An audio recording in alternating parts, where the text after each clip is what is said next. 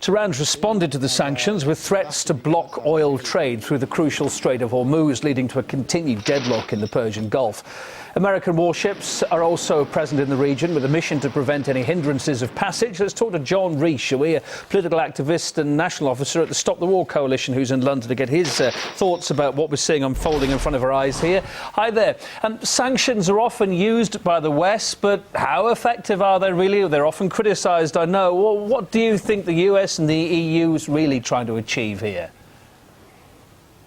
Well, I think we have to understand this as a strategic foreign policy problem that the United States has had since the failure of the war in Iraq. The war in Iraq was meant to give them a stable, pro-Western, pro-business base for operations in the Middle East. What it ended up doing is making Iran a greater regional power than it was before. And so they've got to deal with this problem, and this is what the sanctions are about. But the sanctions, as we know in the past, as we know over the case of Iraq indeed, were the precursor to war. They were a way of preparing public opinion for military conflict. And therefore they are doubly dangerous in this case. They're economically dangerous in the short term, but as your news report has pointed out, we're looking at now a conflict in the Gulf of Hormuz, which is one of the main arteries of the world economy. It really couldn't get more serious than this. And of course, the other big outcome of this that's not been missed either, we've heard from experts saying that China would be very glad to buy Iran's oil shipments if the EU refuses to. So I guess by pushing for sanctions like this, isn't the US providing an extra energy source for the very global power that's seen as Washington's economic nemesis? Well, this is going to be the difficulty with any military conflicts in this region in years to come. You see, you can look on the Iraq war, you can look on the Afghanistan war as wars conducted by a superpower against very small countries. But the growing differentiation in the world economy, the growing military might of China, the recovery of Russia itself, is going to lead to a situation where this is not simply a conflict involving smaller powers in which the big powers want to get their way, but is going to break up any kind of international community, as it's sometimes called, and in which the major powers will be dragged into the conflicts as well. And that's a qualitatively more serious situation than the ones that we've had even in the past 10 years, and those were serious enough. And of course, the possible economic implications as well. Is it wise, I wonder, to attempt to isolate such a major oil producer during these turbulent economic times that the world's seeing right now?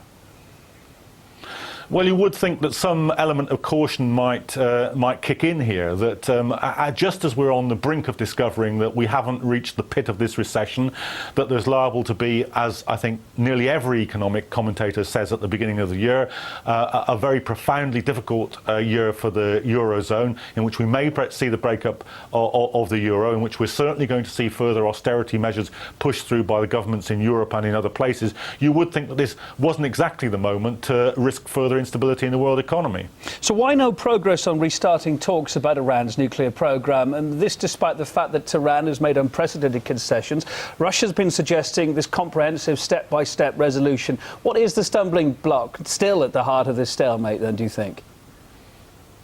Well, I think the stumbling block is the point I made at the beginning of this interview. You see, this isn't just about nuclear weapons. If it were about nuclear weapons in the Middle East, then the United States would have a bone to pick with Israel, which is the only power in the Middle East which actually possesses nuclear weapons. It's not about that. That's the casus belli.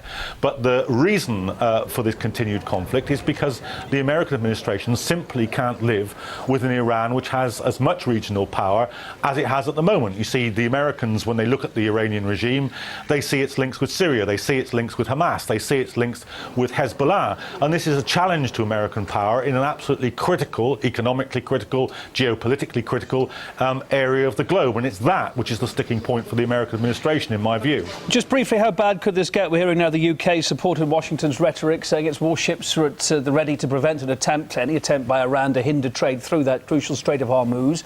Could this go further, do you think, develop into actual warfare?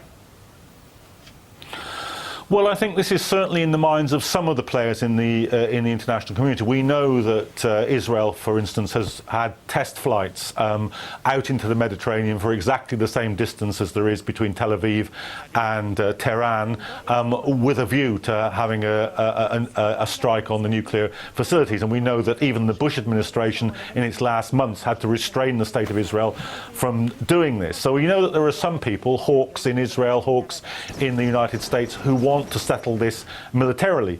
And it does seem to me that once we begin on the process of implementing sanctions, of Iran responding to the sanctions, that there will be calls further down the road for a direct military conflict. And that, in this case, is even more dangerous than it was in the case of Iraq. John Rees, political activist, national officer at the Stop the War Coalition, thanks for being on the line from London for us.